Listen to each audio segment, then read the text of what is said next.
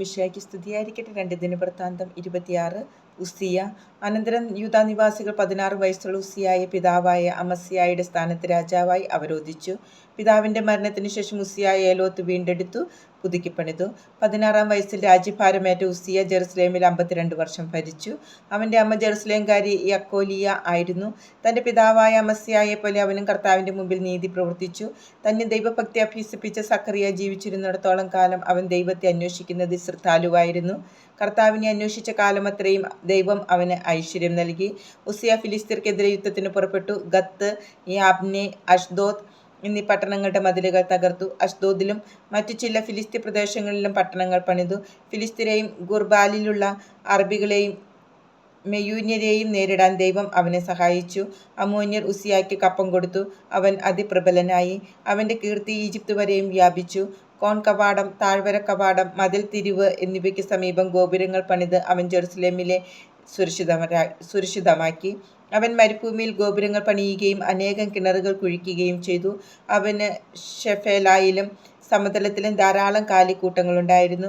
കൃഷിയിൽ തൽപരരായിരുന്നതിനാൽ അവൻ കുന്നുകളിലും ഫലപുഷ്ടിയുള്ള പ്രദേശങ്ങളിലും കർഷകരെയും മുന്തിരി കൃഷിക്കാരെയും നിയോഗിച്ചു. രാജാവിൻ്റെ സേനാധിപന്മാരിൽ ഒരുവനായ ഹനനിയായുടെ നിർദ്ദേശമനുസരിച്ച് കാര്യവിചാരകനായ ജയിയേലും രാജ്യസേവകനായ മാസായയും തയ്യാറാക്കിയ കണക്കിൻപടി ഉസ്സിയായ്ക്ക് യുദ്ധശേഷിയുള്ള അനേക ഗണങ്ങളടങ്ങിയ സൈന്യമുണ്ടായിരുന്നു. യുദ്ധവീരന്മാരായ കുടുംബത്തലവന്മാർ 2600 പേരുണ്ടായിരുന്നു.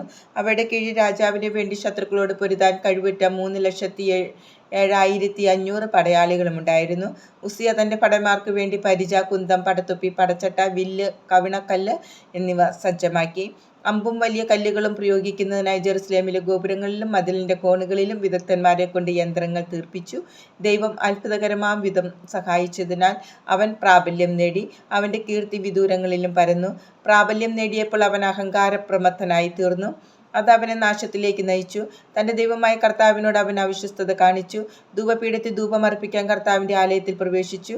കരുത്തന്മാരായ 80 പുരോഹിതന്മാരോടുകൂടി അസറിയ പുരോഹിതൻ അവൻ്റെ പിന്നാലെ ചെന്നു.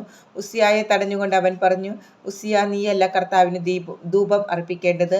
അഹ്റോൻ്റെ പുത്രന്മാരും ധൂപാർപ്പണത്തിന് പ്രത്യേകം നിയോഗിക്കപ്പെട്ടവരുമായ പുരോഹിതന്മാരാണ്. വിശുദ്ധ സ്ഥലത്തിന് പുറത്ത് കടക്കൂ. നീ ചെയ്തത് തെറ്റാണ്.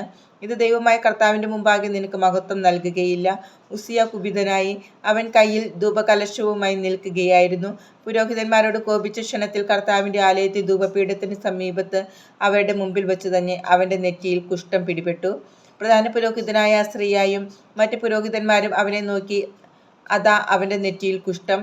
അവനെ അവർ ഉടനെ പുറത്താക്കി. കർത്താവ് ശിക്ഷിച്ചതിനാൽ പുറത്തു പോകാൻ അവൻ തിടുക്കം കൂട്ടി. മരിക്കുന്നത് വരെ ഉസ്സിയ രാജാവ് കുഷ്ഠരോഗിയായി കഴിഞ്ഞു. കുഷ്ഠരോഗി എന്ന നിലയിൽ ദേവാലയത്തിൽ പ്രവേശനം നിഷേധിക്കപ്പെട്ട് അവനൊരു പ്രത്യേക വസതിയിൽ കഴിഞ്ഞു. മകൻ യോഥാം കൊട്ടാരത്തിൻ്റെ ചുമതല ഏറ്റെടുത്തു ജനത്തെ ഭരിച്ചു. ഉസ്സിയായുടെ ഇതര പ്രവർത്തനങ്ങൾ ആദ്യന്ത്യം ആമോസിൻ്റെ മകനായ ഏശയ്യാ പ്രവാചകൻ രേഖപ്പെടുത്തിയിട്ടുണ്ട്. ഉസ്സിയ പിതാക്കന്മാരോട് ചേർന്നു. കുഷ്ഠരോഗിയായിരുന്നതിനാൽ അവർ അവനെ രാജാക്കന്മാരുടെ ശ്മശാനഭൂമിയിൽ പിതാക്കന്മാർക്ക് സമീപം മറവു ചെയ്തു. മകൻ യോഥാം രാജാവായി.